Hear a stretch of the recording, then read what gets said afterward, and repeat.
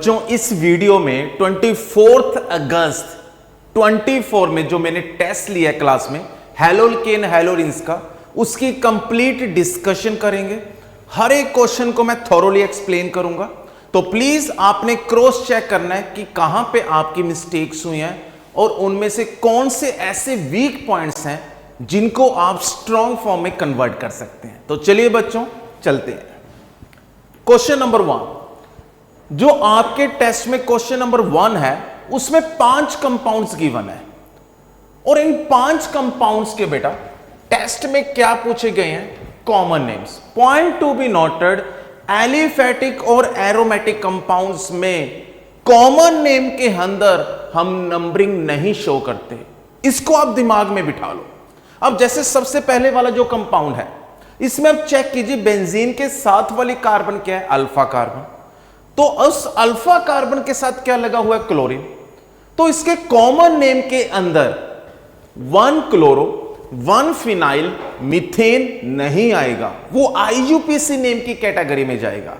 लेकिन अब इसका कॉमन नेम क्या होगा? कॉमन नेम के अंदर बेंजीन की साथ वाली जो अल्फा कार्बन होते हैं वो बेंजाइलिक फैमिली में जाती है। लेकिन अगर वहां पे 2 हाइड्रोजन हैं तो वो बेंजाइल। अगर यहां पे 1 हाइड्रोजन होता, मींस 2 हाइड्रोजन्स को हम हैलोजन्स के साथ रिप्लेस कर देते तो बेंजल, और अगर तीनों के तीनों हाइड्रोजन्स टोलुइन के हैलोजन्स के साथ रिप्लेस हो जाते तो उसको हम बोलते बेंजो। तो इसीलिए बच्चों यहां पे इस स्ट्रक्चर का कॉमन नेम क्या होगा? बेंजाइल। और हैलोजन्स को यहां पे हम कॉमन नेम में क्या बोलते हैं? एलिफेटिक कंपाउंड्स में हेलाइड्स। फ्लोरीन के केस में फ्लोराइड, तो क्लोरीन के केस में क्या आएगा बच्चों? क्लोराइड। सो पहले स्ट्रक्चर का common name benzyl chloride. Second one, अब सेकंड में आप चेक कीजिए, एलिफेटिक कंपाउंड है जिसमें डबल बॉन्ड की साथ वाली कार्बन पे हैलोजन लगा हुआ है। And point to be noted, अगर 3 कार्बन में sp3 हाइब्रिडाइज पे हैलोजन लगा हो तो बेटा उस पार्ट को हम कॉमन नेम की कैटेगरी में क्या रखते हैं? एलाइल। तो इसका नेम क्या होगा? Allyl bromide. उम्मीद करता हूं आपको समझ में आ गया होगा।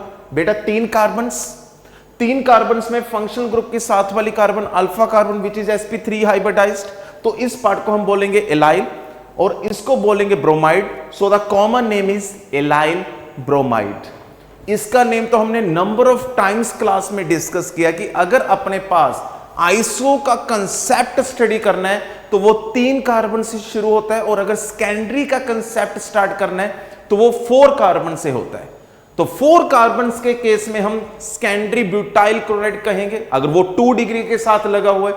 लेकिन इस केस में हैलोजन चाहे 2 डिग्री के साथ लगा हुआ है, लेकिन यहां पे जो शुरुआत होगी नेम की वो होगी आइसो से, तो इसका नेम होगा आइसो प्रोपाइल क्लोराइड।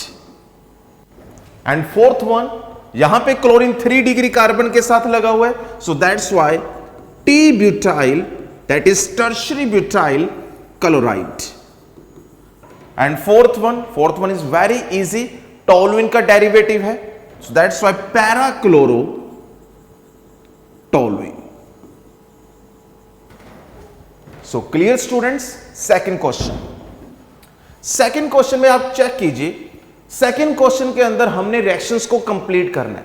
ऐसा नहीं है कि सीबीएसई के एग्जाम्स में आपके पास कंप्लीट द रिएक्शंस में रिएक्टेंट दिए होंगे और आपने प्रोडक्ट बनाना है। कई बार क्वेश्चन उस फॉर्म में थोड़ा रिवर्स ट्रेंड में आ जाता है। रिवर्स ट्रेंड का मीनिंग क्या हुआ? प्रोडक्ट दिया होता है और हमने रिएक्टेंट तक पहुंचना होता है। तो ये कंसेप्ट भी कमिंग ऑर्गेनिक टेस्ट में आपको नजर आएगा। अब यहां पे देखिए, सबसे पहला जो रिएक्टेंट है स्ट्रक्चर फॉर्म में, उसका नेम क्या है? Benzene diazonium chloride. और मैंने इसमें क्लास के अंदर डिस्कस किया था कि बच्चों जब भी N2 के अंदर पॉजिटिव चार्ज आएगा वो बेस्ट लीविंग ग्रुप बन जाता है, क्योंकि इलेक्ट्रोनेगेटिव एटम पे पॉजिटिव चार्ज स्टेबल नहीं होता है, उसका काम होता है इलेक्ट्रॉन्स को अपनी तरफ खींचना। तो जैसे यहां से बॉन्ड ब्रेक होगा, नाइट्रोजन गैस निकलेगी और इस कार्बन पे कौन सा चार्ज आएगा? पॉजिटिव। तो इसका मीनिंग ये हुआ कि इस पे अटैक करने वाले पे नेगेटिव चार्ज होगा, विच मींस यहां पे इलेक्ट्रोफिलिक सब्स्टिट्यूशन नहीं होगी, न्यूक्लियोफिलिक सब्स्टिट्यूशन होगी। तो यहां पे कॉपर तो अपने आप में क्या हो गया, कैटालिस्ट कॉपर पाउडर, और साथ में HBr, और HBr में हाइड्रोजन पे पॉजिटिव, ब्रोमीन पे नेगेटिव। तो ये ब्रोमीन वहां पे N2 को रिप्लेस करेगा and formation of bromo benzene. Now second one, benzene pi bonded electrons. तो बेंजीन और उसके कंपाउंड्स अपने आप में क्या होते हैं, इलेक्ट्रॉन रिच। अगर ये बेंजीन अपने आप में इलेक्ट्रॉन रिच है तो यहां पे अटैक करने वाला इलेक्ट्रोफाइल होगा, और वो इलेक्ट्रोफाइल जैसे अटैक करेगा बेंजीन का एक हाइड्रोजन उसके साथ रिप्लेस हो जाएगा। तो जैसे ही अगर आप CH3Cl क्लोरोमीथेन की reaction in presence of AlCl3 करवाते तो AlCl3 अपने आप में बच्चों क्या है, लुईस एसिड। इसका काम होता है इलेक्ट्रोफाइल को जनरेट करना। देखो बच्चों सीधी सी बात है, अगर आप एल्यूमिनियम क्लोराइड को रिएक्शन में इन्वॉल्व करोगे तो एल्यूमिनियम क्लोराइड क्या सोचेगा कि मुझे तो ऐसी चीज की जरूरत है जिस पे नेगेटिव है, मैंने पॉजिटिव वाले को एक्सेप्ट नहीं करना है, क्योंकि यहां पे एल्यूमिनियम के 3 bond pairs and 0 lone pair means aluminium खुद अपने आप में इलेक्ट्रॉन डेफिशिएंट है। सो दैट्स व्हाई जैसे क्लोरोमीथेन का बॉन्ड ब्रेक होगा तो क्लोरीन पे नेगेटिव, CH3 पे पॉजिटिव, नेगेटिव वाली चीज को कौन ले जाएगा, एल्यूमिनियम। इसको ऐसे भी आप समझ सकते हो कि एल्यूमिनियम की पहले 3 बेगम्स हैं तो चौथी भी बेगम ही होगी, शोहर नहीं होगा। मींस एल्यूमिनियम ऑटोमेटिकली क्लोरीन को ही एक्सेप्ट करेगा। सो दैट्स व्हाई यहां पे इलेक्ट्रोफाइल क्या होगा, CH3 that is 0 degree carbocation. अब ये CH3 बेंजीन का एक हाइड्रोजन रिप्लेस करके बच्चों कौन सा हाइड्रोकार्बन बनाएगा, toluene. Next further chlorination, but वो क्लोरीनेशन AlCl3 की प्रेजेंस में नहीं है, सनलाइट की प्रेजेंस में है। सनलाइट भी आ सकता है बच्चों एग्जाम्स में, यूवी लाइट भी आ सकता है। 2024 के एग्जाम्स में सनलाइट की जगह एक क्वेश्चन था जिसमें यूवी लाइट मेंशन थी। बच्चों दोनों का मीनिंग सेम है, इन द प्रेजेंस ऑफ लाइट।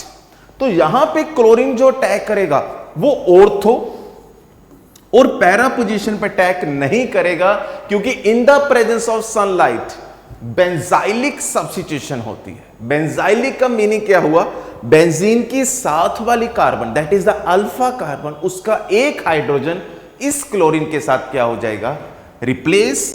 तो कौन सा ऑर्गेनिक कंपाउंड बनेगा जिसका अभी हमने कॉमन नेम डिस्कस किया, दैट इज बेंजाइल क्लोराइड। तो ये तीनों के तीनों स्ट्रक्चरल कंपाउंड्स आपको क्लियर होंगे। नेक्स्ट वन, हां जी, सेकंड का ही थर्ड पार्ट चेक कीजिए, अल्कोहल की रिएक्शन किसके साथ करवाई है।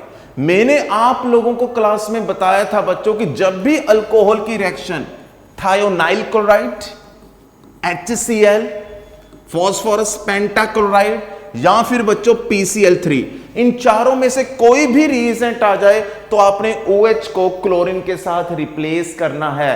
और इन चारों में से सबसे बेस्ट सिंथेसिस क्लोरोअल्केन की किस में होगी, डार्जन सिंथेसिस। क्यों होगी बच्चों, क्योंकि उसमें दोनों side products sulphur dioxide and HCl gases state में होते हैं।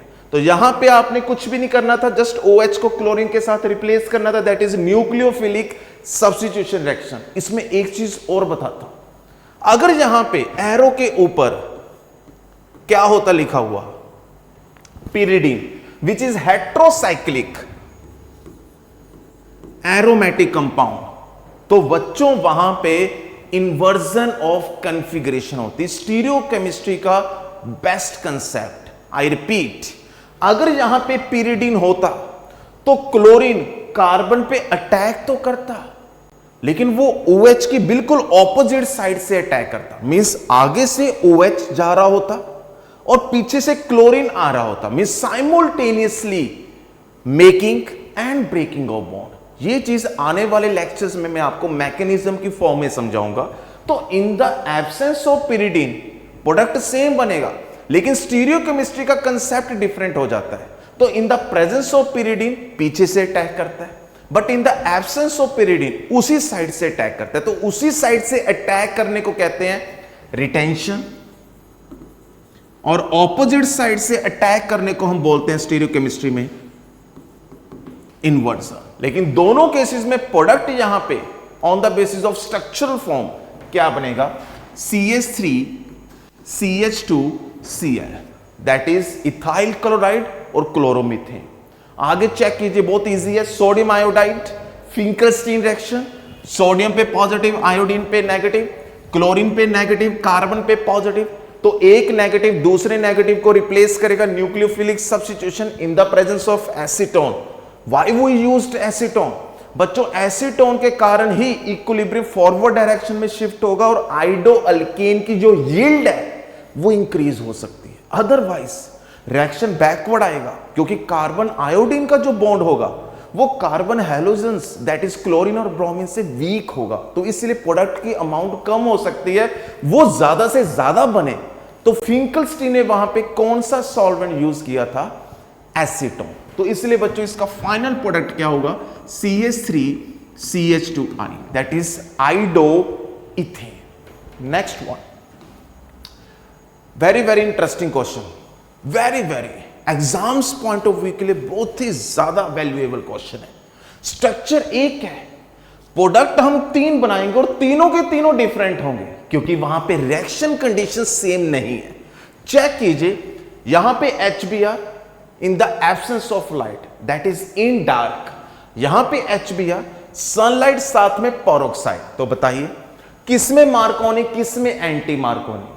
एंटी मार्कोनी मैंने बच्चों आपको बताया था कि वो सिर्फ और सिर्फ कौन से हैलोजन एसिड में नजर आता है, HBr, क्योंकि HF HCl और HI के अंदर 2 प्रोपेगेशन स्टेप्स जो हमें नजर आते हैं फ्री रेडिकल मैकेनिज्म में, वो दोनों के दोनों एक्सोथर्मिक नहीं होते, उनमें से एक एक्सो होता है और दूसरा एंडो। लेकिन HBr के केस में दोनों प्रोपेगेटिंग स्टेप्स क्या होते हैं, exothermic means spontaneous and feasible.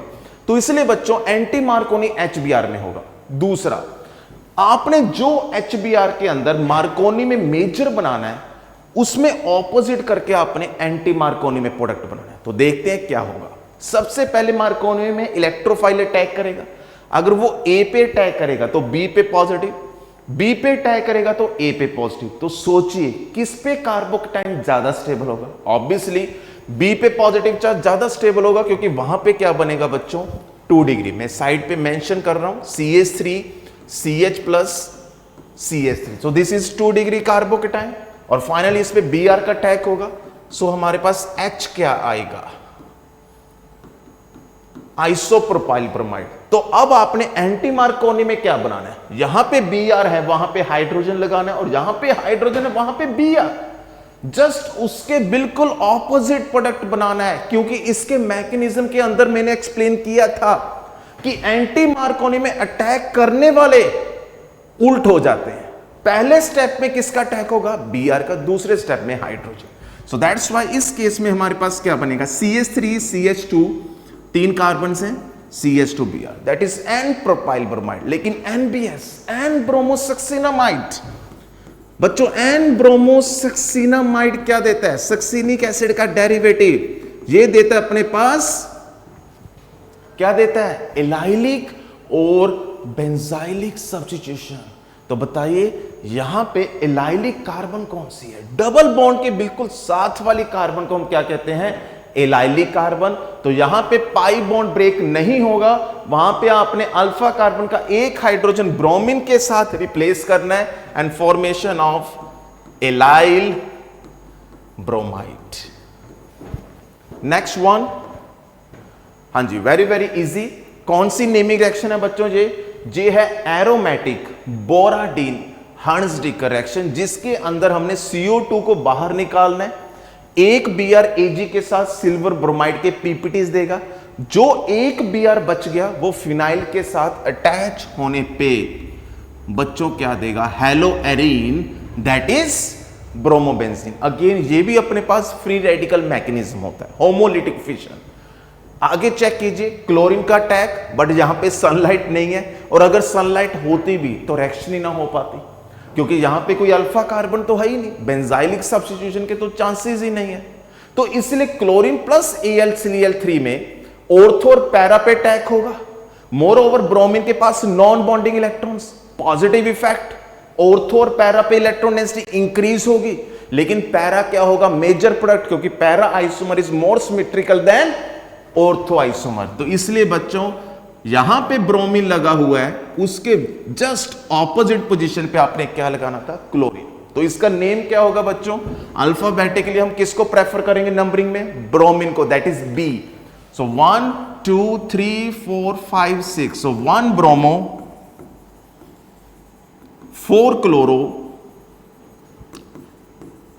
Benzene. Clear है स्टूडेंट्स? नेक्स्ट वन, हां जी देखिए, अब यहां पे बच्चे धोखा खा सकते हैं। बच्चों को ऐसे लगेगा कि सुकृत सर ने इस स्ट्रक्चरल कंपाउंड में सिर्फ 3 हाइड्रोजन्स को दिखाया है तो वहीं पे अटैक होगा। भाई ऐसा नहीं होता है। जो स्ट्रक्चरल कंपाउंड्स होते हैं उनमें हमने खुद देखना होता है कि कहां कहां पे हाइड्रोजन लगा हुआ है, और अगर सनलाइट है तो कौन सा हाइड्रोजन ब्रोमीन के साथ रिप्लेस होगा, क्योंकि यहां पे फ्री रेडिकल मैकेनिज्म के बाद कार्बो फ्री रेडिकल इंटरमीडिएट की फॉर्मेशन होगी, और आपने चेक करना है कि कहां पे रेडिकल सबसे ज्यादा स्टेबल होगा। हाइड्रोजन यहां पे भी है, एक हाइड्रोजन यहां पे भी होगा, और दो हाइड्रोजन्स इन कार्बन के साथ होंगे। अब आप सोचिए कहां पे रेडिकल मींस होमोलिटिक फिशन होने के बाद ज्यादा स्टेबल होगा। तो देखिए बच्चों, यहां पे हाइड्रोजन जैसे ही बाहर जाएगा तो 2 डिग्री कार्बो रेडिकल बनेगा, यहां पे 2 डिग्री, यहां पे 2 डिग्री, यहां पे 2 डिग्री, यहां पे 1 डिग्री। रेडिकल की नेचर कैसे फाइंड आउट करते हैं, उसके साथ कितनी कार्बन डायरेक्टली बॉन्डेड है। तो यहां पे चेक कीजिए इस कार्बन के साथ डायरेक्टली कितनी कार्बन बॉन्डेड है, 3। तो जैसे ही यहां से हाइड्रोजन बाहर जाएगा जो कार्बो फ्री रेडिकल बनेगा वो बच्चों क्या होगा, 3 डिग्री। तो बस 3 degree greater than 2 degree, 2 degree greater than 1 degree, हमने बहुत बार ये क्लास में डिस्कस किया है। तो आपने इस हाइड्रोजन को ब्रोमीन के साथ रिप्लेस करना था, तो हमारे पास मेजर प्रोडक्ट क्या होगा, this one means 1 bromo 1 methyl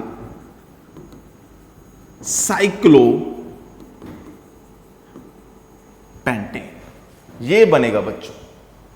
next one, 2 assertion reasons डाले हैं बच्चों मैंने, दोनों के दोनों ultimate assertion reasons, exams point of view से बहुत ही ज्यादा इंपॉर्टेंट है। असर्शन रीजंस पे तो ज्यादा से ज्यादा काम कीजिए। पहली स्टेटमेंट इस क्वेश्चन के अंदर क्या है, addition of HCl to propene in the presence of peroxide gives 1 chloropropane. वाकई में 1 क्लोरोप्रोपेन बनेगा। CH3 CH double bond CH2। अगर यहां पे मैं HCl ऐड करूंगा तो बच्चों मैं एंटी मार्कोनी थोड़ी ना लगाऊंगा। एंटी मार्कोनी अभी मैंने बताया सिर्फ HBr में लगेगा। तो सिंपल सी बात है, चाहे वहां पे पेरोक्साइड है चाहे नहीं है, हमेशा HF HCl और HI में क्या लगेगा, मार्कोनी। और मार्कोनी के अकॉर्डिंगली हम क्या बनाएंगे, स्टेबल इंटरमीडिएट। तो स्टेबल इंटरमीडिएट क्या बनेगा, जब यहां पे रेडिकल आएगा या फिर पॉजिटिव चार्ज आएगा, यहां पे रेडिकल और पॉजिटिव चार्ज आएगा, वहीं पे क्लोरीन का अटैक होगा। तो बताइए इसमें हमारे पास फाइनल और मेजर प्रोडक्ट क्या होगा, 1 क्लोरोप्रोपेन नहीं होगा, 2 क्लोरोप्रोपेन। सो दैट्स व्हाई यहां पे असर्शन अपने आप में क्या हो चुका है, false, that is wrong. Second statement, peroxide effect is observed with HBr but not with HCl। बिल्कुल सही। अब इसको अकल आई है। तो इसने बोला है कि peroxide effect that is anti Markovnikov, जिसका एक नेम और है खराश effect. Anti Markovnikov, peroxide effect और खराश इफेक्ट, तीनों का मीनिंग सेम है।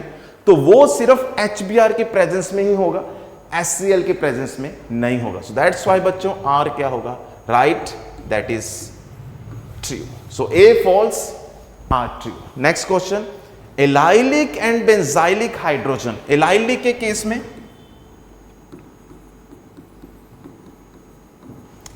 यहां पे इस कार्बन की बात कर रहे हैं, बेंजाइलिक के केस में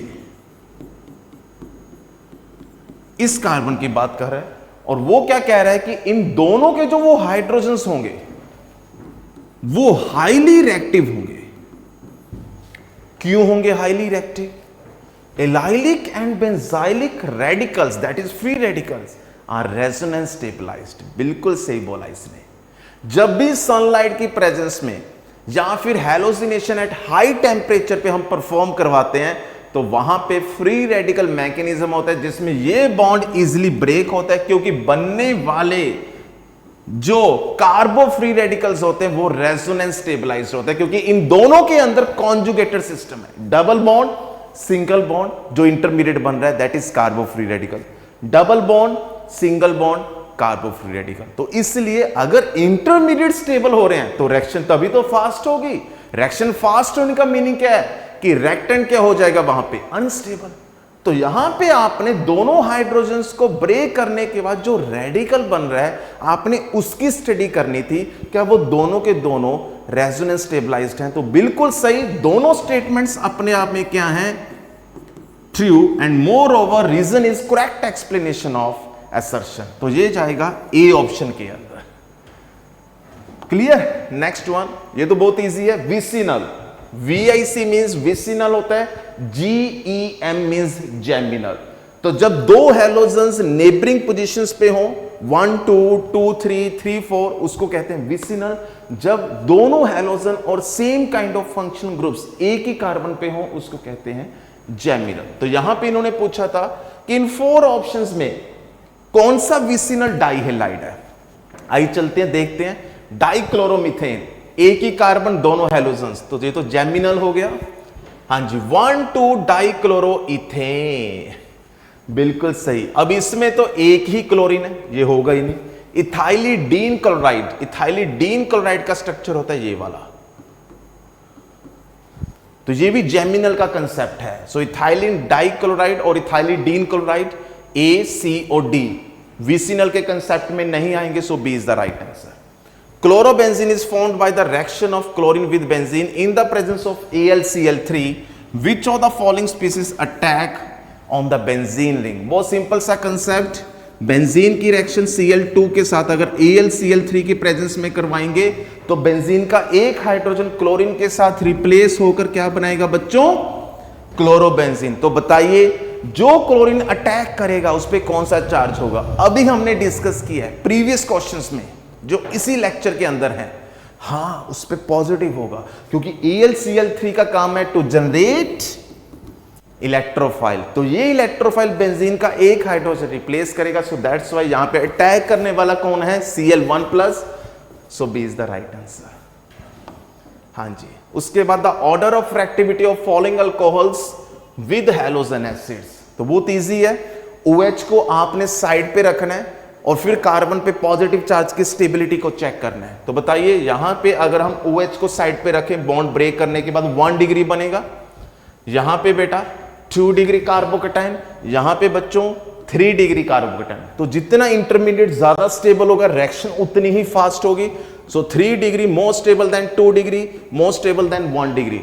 तो इसका मीनिंग क्या हुआ? सी में substitution reaction with halogen acid सबसे ज्यादा फास्ट होगी, mean C greater than B, B greater than A. कहां पे छुपा हुआ है ये option? B is the right answer. हां जी, write the structure, very easy. वैसे ऐसे क्वेश्चंस आते हैं CBSE के फाइनल एग्जाम्स में, और ऐसा क्वेश्चन आया भी हुआ है 2017 में। हां जी, करना कैसे है? सबसे पहले आपने वर्ड रूट को देखना है। तो यहां पे वर्ड रूट क्या है? Prop means 3 carbons. फिर आपने नंबरिंग करनी है अपने अकॉर्डिंगली, 1 2 3, लेफ्ट टू राइट कर दी मैंने। फिर चेक कीजिए डबल बॉन्ड कौन सी पोजीशन पे है? 1 2 में। ब्रोमीन कौन सी पोजीशन पे है? 3rd कार्बन पे। और methyl side chain that is 2 degree पर फिक्स। ब्रोमीन भी 2 डिग्री पर फिक्स है, क्योंकि 2 डिग्री पर फिक्स में 2 चीजें आते हैं, सब्स्टिट्यूएंट एंड साइड चेन। तो मिथाइल कौन सी पोजीशन पे है? 2nd। बस बाकी के बॉन्ड्स हाइड्रोजन के साथ कंप्लीट करने। यहां पे 2 हाइड्रोजन, जहां पे कोई नहीं आएगा, यहां पे 2। So this is the structural formula of 3 bromo 2 methyl prop 1ene। Right the decreasing order of reactivity in halogen acids की। हमने decreasing order of reactivity discuss करनी है जब इन हैलोजन एसिड्स की रिएक्शन किसके साथ हो?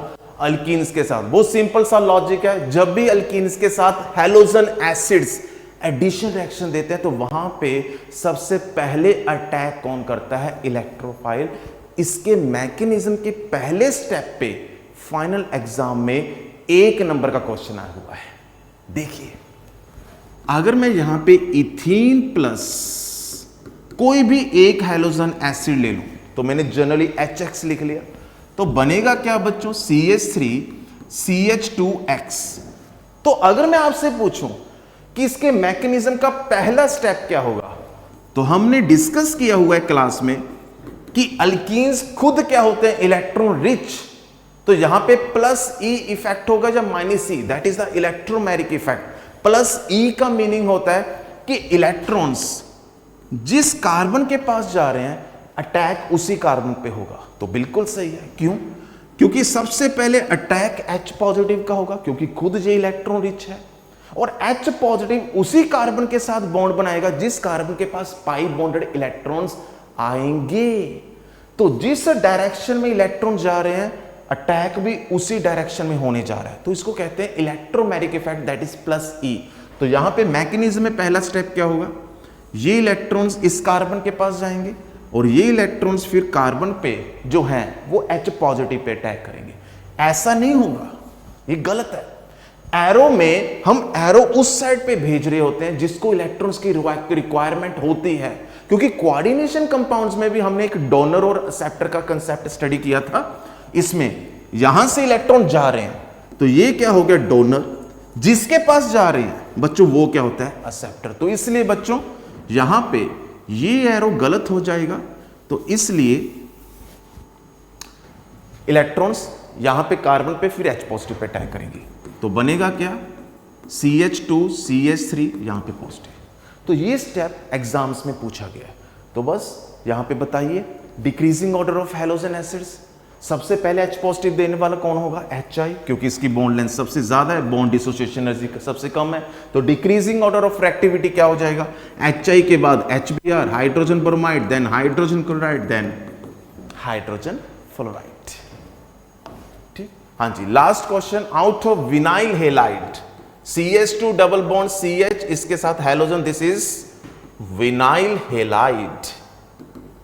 And allyl halide CH2 double bond CH, then CH2 halogen, this is allyl halide। बताइए इन दोनों में लेस रिएक्टिव कौन है? जिसमें कार्बन हैलोजन का बॉन्ड इजीली ब्रेक ना हो। कार्बन हैलोजन का बॉन्ड उसमें इजीली ब्रेक नहीं होगा जिसमें कार्बन और हैलोजन के अंदर डबल बॉन्ड कैरेक्टर आ जाए, और वो तब पॉसिबल है जब वहां पे रेजोनेंस होगी। तो इसलिए बच्चों विनाइल के केस में ये लॉन पेयर्स आगे जाएंगे, ये आगे मूव करेगा, तो यहां पे डबल बॉन्ड कैरेक्टर आएगा, तो इसलिए इसकी बॉन्ड स्ट्रेंथ इंक्रीज हो जाएगी, रिएक्टिविटी डिक्रीज हो जाएगी। तो इसलिए बच्चों vinyl halides due to conjugated system less reactive towards nucleophilic substitution reaction, इसलिए वहां पे लेस रिएक्टिव पूछा था, तो आंसर क्या आएगा? Vinyl halides. क्लियर है बच्चों? तो आज का कंप्लीट पेपर मैंने 24 अगस्त 2024 में जो मैंने क्लास में डाला था वो पूरा का पूरा डिस्कस किया है। आपने इसका ब्लूप्रिंट नोट डाउन करना है और इसको एज इट इज अपने फेयर नोटबुक पे उतारना है और फिर चेक करवाना है। नेक्स्ट वीडियो में, तब तक के लिए जय हिंद, थैंक यू।